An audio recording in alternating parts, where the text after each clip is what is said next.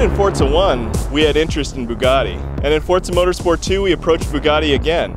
But at that time, Bugatti wasn't really interested in being in video games. But video games today have broadened out, and they're actually part of mass media. So I think that's opened up the door for us to do something with Bugatti. So now they're actually excited to be in video games. They're excited to be in Forza Motorsport.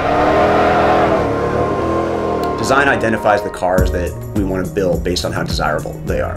The Bugatti Veyron's a no-brainer. It's probably the most coveted car in the world right now. The style of the Veyron is very classic, sort of Art Deco. If a beautiful woman of the Roaring '20s stepped out of the car and the woman would perfectly complement each other.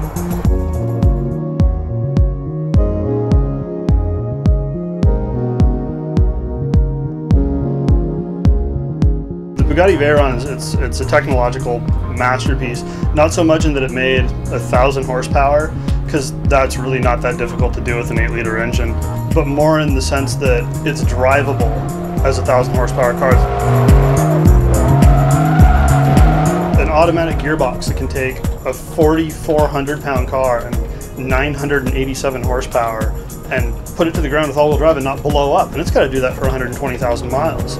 And it's not even just like the power or anything, it's the scale. This is a 1,000 horsepower 16-cylinder 4-turbo motor that's smaller than a big block Chevy, and the Veyron itself is 5 inches shorter than the current market Jetta. It's not even a big car. To have such a beautiful design and be able to hit 250 without just frisbeeing off the road it's just incredible.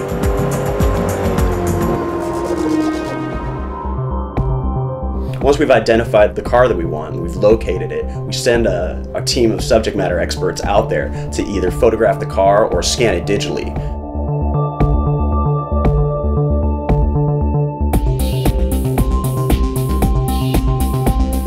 This is, in some ways, the most exciting job on the team because you get to put your hands directly on the metal of cars that most people will never see in person.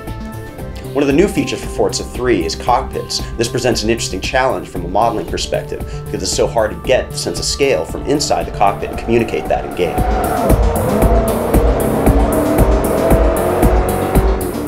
Laser scanning is an important part of that. It means we get the scale perfectly for the steering wheel, the gauges, even things that you're never going to notice in the game, like the door locks, the buttons on the radio. We have another special pass that we have to do just to make sure that all the gauges are working correctly. We have to calibrate each one to make sure that the car revs up to the top RPM that it should, that its top speed is the real one on the car. There's a lot of work done into that.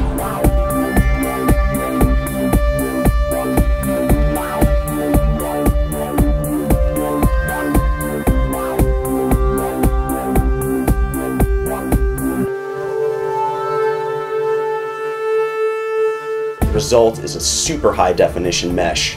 For Forza 3, we've completely revamped the graphics engine. We're pushing 10 times as many polygons as we have on any previous version. It manifests itself by what you see in the game, the beautiful lines of curvature, the detail, and the lights and lenses, the detail in the brake rotors and calipers that are so close to reality they're almost indistinguishable.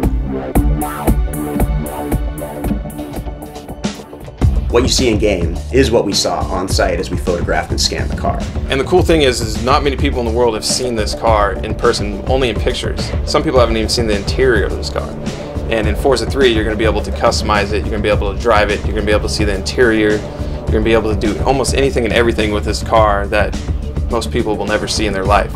Everybody's psyched about having that car in our game. It's one of the most advanced cars in the world right now. It's something out of this world pretty much. It's amazing.